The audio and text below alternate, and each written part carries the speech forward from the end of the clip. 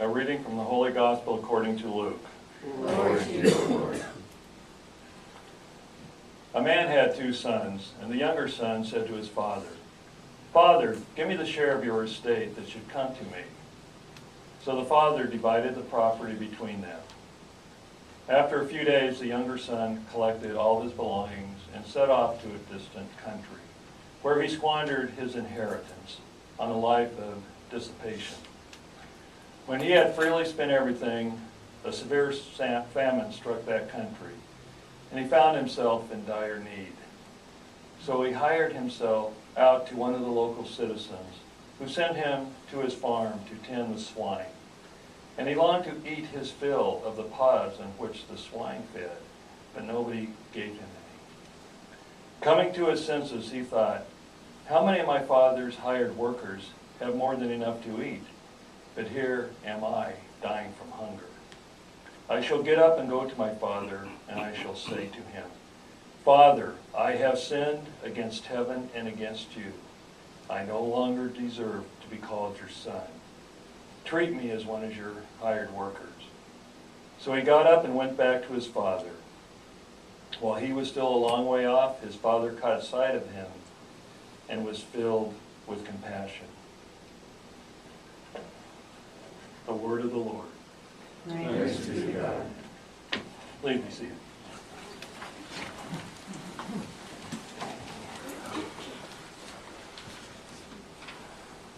When I lived in the city of Lakewood, the side gate in my backyard opened up to the playground of the Catholic school.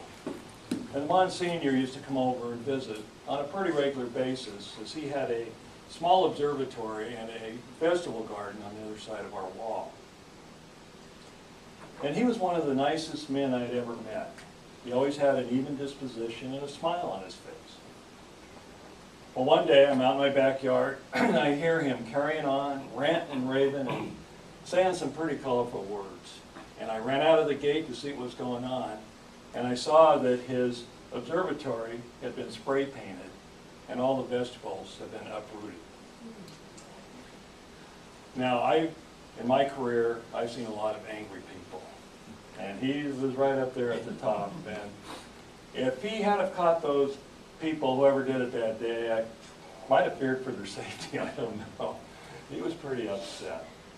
But time went by, and I didn't hear any more, so I assumed that either he didn't catch them, or if he had, he forgave them.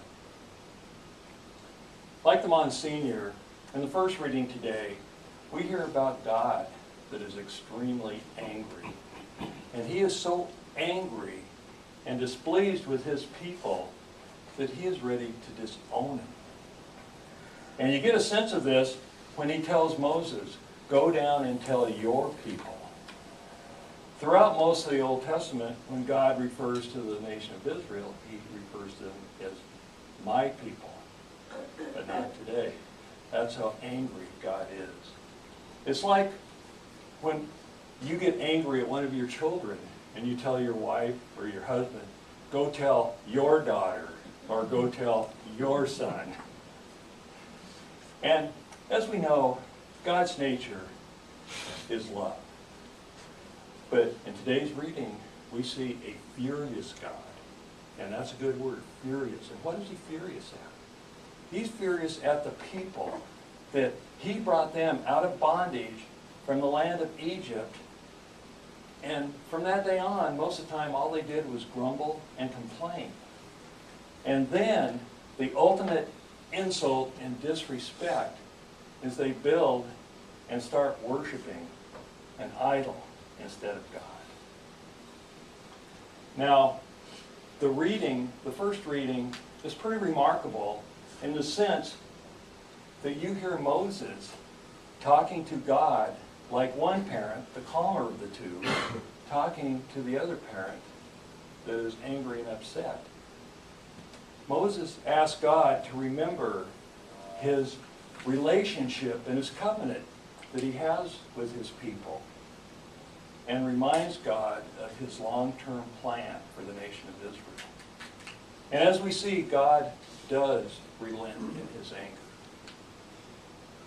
And I'm sure that Many of us have been as mad at times with someone as God was with today. And in our anger, we might say some pretty terrible and horrible things. And unfortunately, this could be against some of the people we love and care for the most. Or it could be we're mad at someone else, but we take it out on the people we love. But then, thank God, we remember that our relationship is the most important thing. And then we relent in our anger. At least that's how it should be in a perfect world, right? But sometimes the person or people do something so horrible, like what happened 15 years ago today, that it's just very hard for us to let go of that anger. But then we remember our Christian bearing, that we should always show love, compassion, and above all, the willingness to forgive. In the gospel reading today, we hear about a young man who wanted to leave home, take his money, and go out and sow his wild oats. His father is angry and devastated, as a parent would be. But he doesn't stop him from going. And after a while, the young man is destitute, broke, and hungry. And he comes back completely humiliated. But what does the father do? The father's anger immediately fades away, and the father is filled with love and forgiveness. And that's the purpose that God calls all of us to love others, to change our mind for the harm that we might want to do to others, to relent in our anger, and to, above all, be God's example here on earth.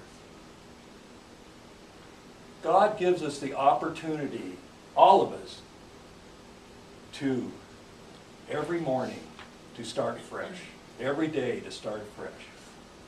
And the question I have for all of us is, should we do any less for others?